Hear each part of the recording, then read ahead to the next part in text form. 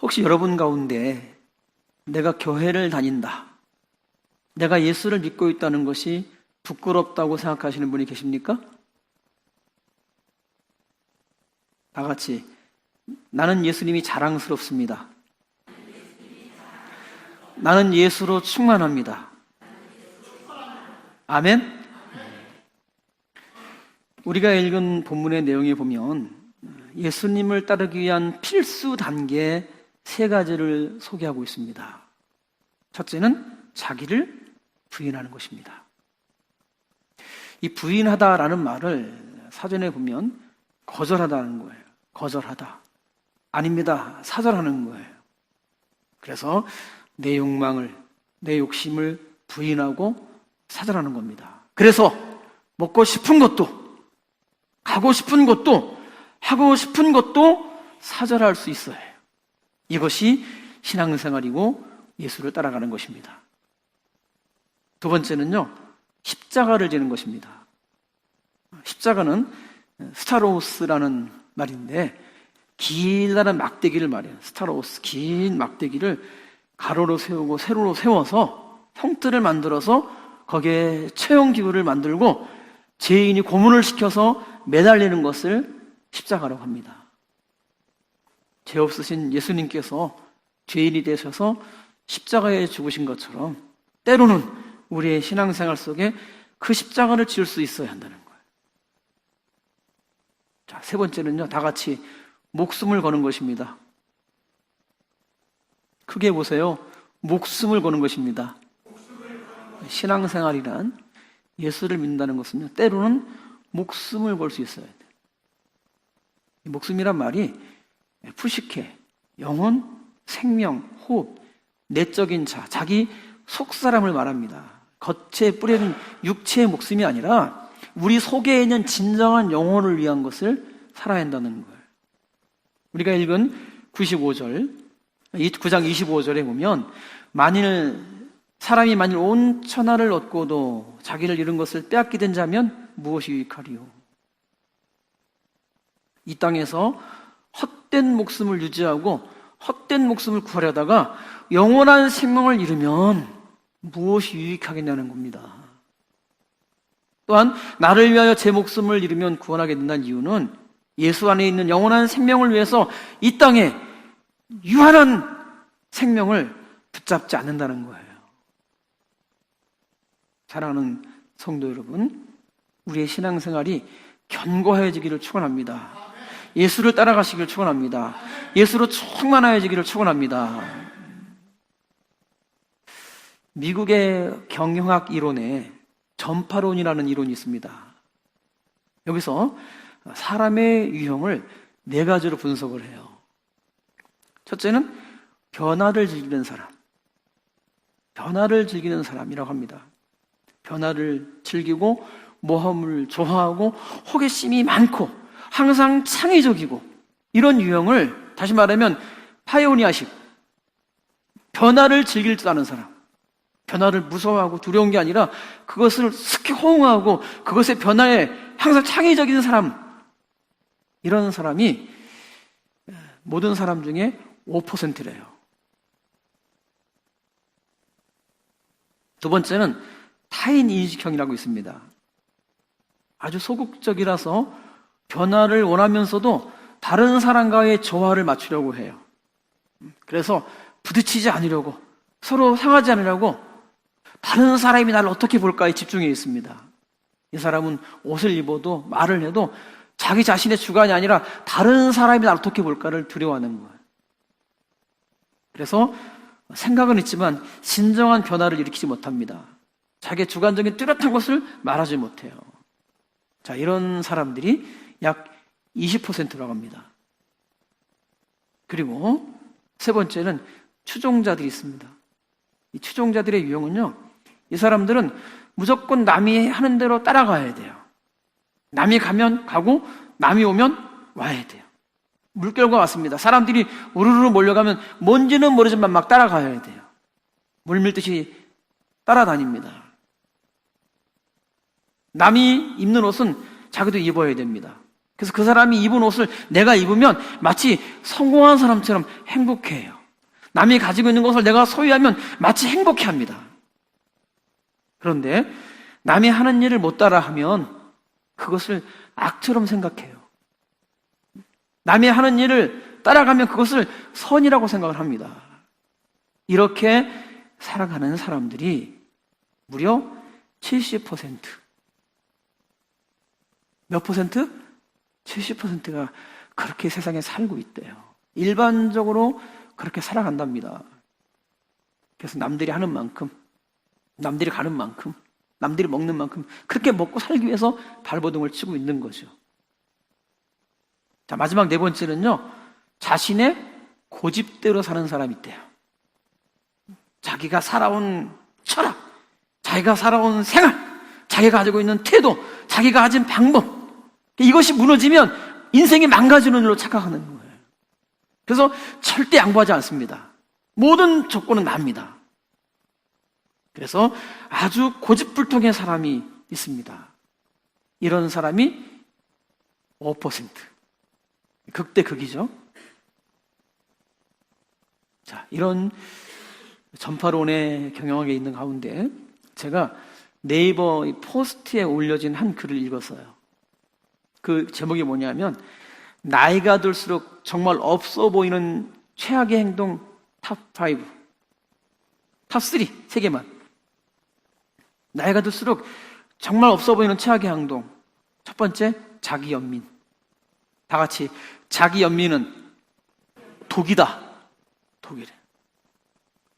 늘 나만 상처받고 나만 괴롭고 나만 억압당하고 그런 망상 속에 살아가는 거예요. 그래서 나이가 들수록 자기 연민을 몰아내라. 부정적이라고 생각하는 것들이 축복으로 바뀔 것이다. 이런 말을 했습니다. 두 번째는요, 자기 하는 일을 하찮게 여기는 것. 어떤 일이든 간에 자신이 하고 있는 일을 하찮게 생각을 해요. 부끄럽게 생각을 해요. 이런 사람이 있다면 하찮은 것은 그 일이 아니라 허영심의 노예인 자기 자신이다. 이렇게 말을 했고요.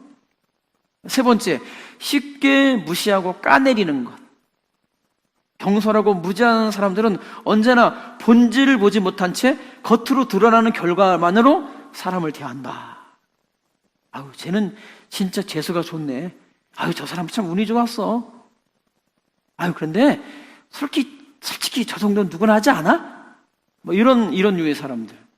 이런 사람들은 그들이 무언가 성취해낸 사람이 그걸 이루기 위해서 얼마나 마주했던 수많은 시련과 그 실패를 알지 못하고 그냥 자기 하기 좋은 말로 하는 사람들이에요. 누군가가 일을 드러내고 성공하면요, 그 뒤에 수많은 실패와 시련을 겪은 열매라는 겁니다. 인생의 철학의 아버지라고 평가받는 이유는 제임스 알렌이라는 사람이 일찍 이런 말을 남겼습니다. 나이가 들수록 건강보다 생각을 관리하라. 뭐라고요? 나이가 들면서 건강에 생각이 많죠. 어떻게 무엇을 먹고 어떻게 살아야 건강한데. 그런데 제임스 알렌은 나이가 들수록 건강보다 생각을 관리하라. 질 나쁜 생각과 오만이야말로 육체의 건강과 품위를 빼앗아간다. 그래요, 생각을 잘 간수하라. 계속해서 자기 연민과 냉소, 의심과 질투 속에 살아가면 스스로 만든 감옥에 갇혀 살게 될 것이다. 이제부터는 강인하고 분별력 있는 삶의 주인으로 살아갈 시간이다.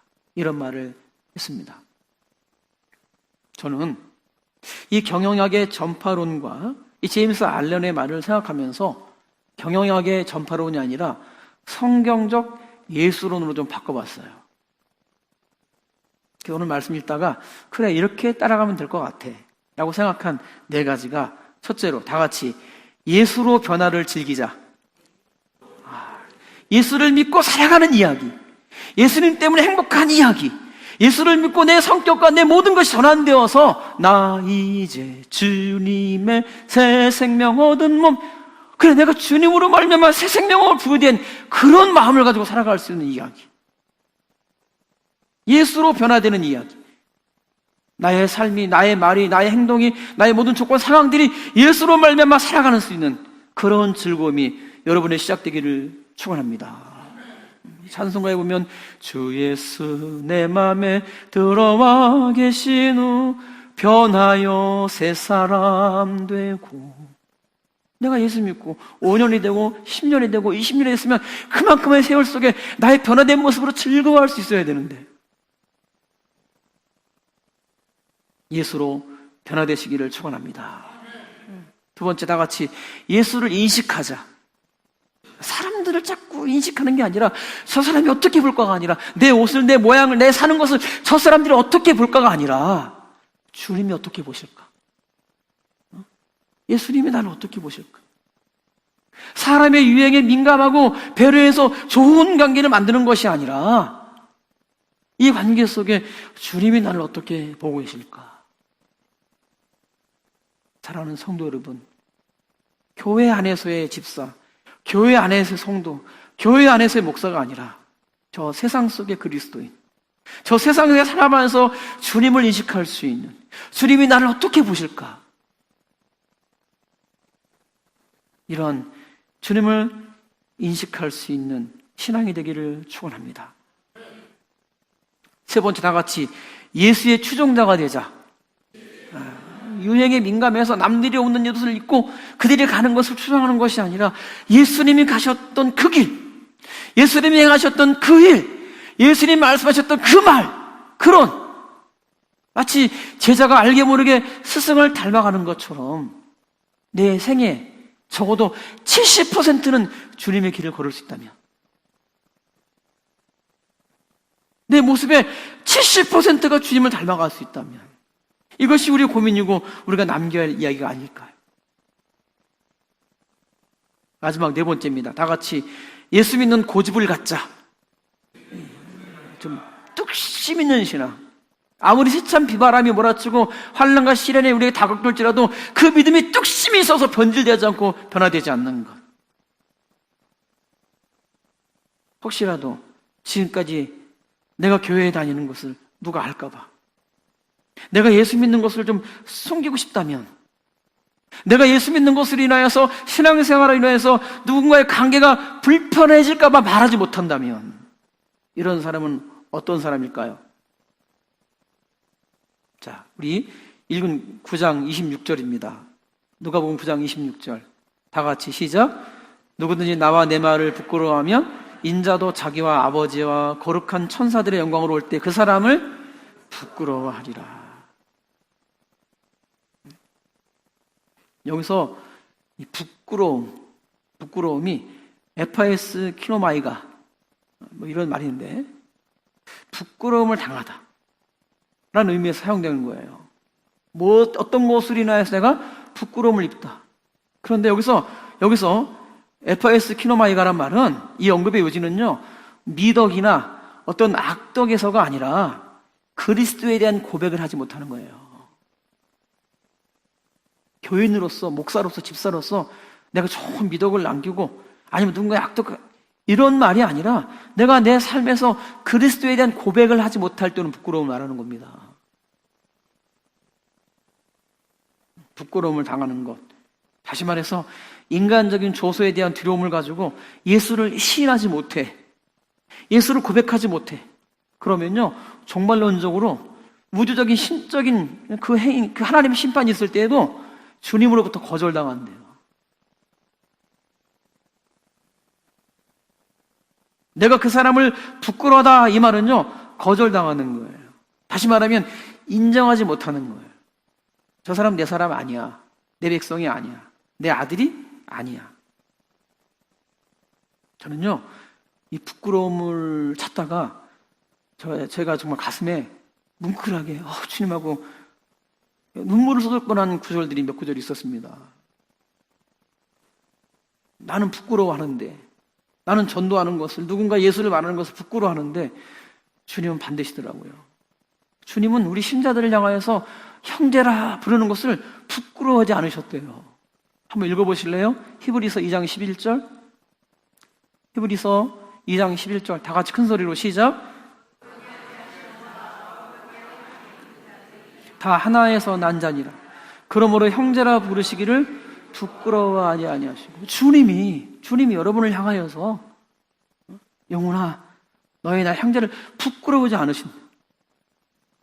찬주야 내가 너를 주님이 여러분을 향하여서 저들은 나의 형제라는 것을 주님이 부끄럽지 않으신다.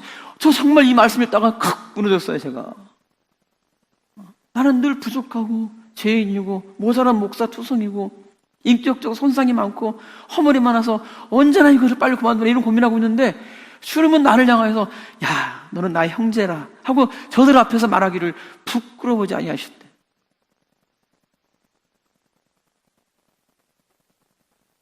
그러므로 형제라 부르시기를 부끄러워하지 아니하시고, 은혜가 되시면 아멘. 얼마나 감사해. 좀 가슴 뭉클한. 그리고 이 말씀을 읽고 나서 또 하나가 나왔어요. 자, 히브리서 11장 16절입니다. 히브리서 11장 16절 다 같이 시작. 저희가 이제는 더 나은 본향을 사모하니 곧 하늘에 있는 것이라. 그러므로 하나님이 저희 하나님이라 일컬음 받으심을 부끄러워 아니하시고 저희를 위하여 한 성을 예비하셨느니라. 하나님이 저희 하나님이셔요 한 것을 하나님께서 부끄럽지 않게 하신다는 거예요. 아우 저 집사,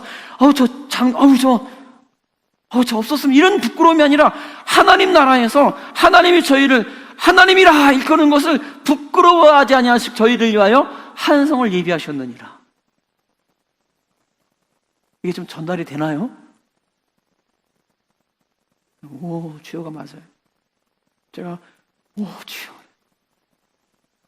나는 부끄러움 투성이뿐 아니라 어디 가서 나는 예수의 목사입니다, 나는 예수의 사람입니다를 이거 말하면 되나 안 되나 하고 망설여지고 전도도 못하고 망설여지는데, 그래서 부끄러운데 주님은 나를 부끄럽지 않게 생각하신다는 거예요. 하나님이 여러분을 부끄럽지 않게 생각하신다는 거예요. 바울은 이런 선포를 합니다. 로마서 1장 16절 다 같이 읽어볼까요? 시작. 복음을 부끄러워하지 아니하노니 이 복음 모든 믿는 자에게 구원을 주시는 하나님의 능력이 됨이라. 먼저는 유대인에게요 그리고 헬라인에게로다. 내가 복음을 부끄러워하지 않습니다. 에파에스 키노마이가 난 부끄럽지 않다. 헬라인에게도 유대인에게도 내가 복음을 부끄러워하지 않는다.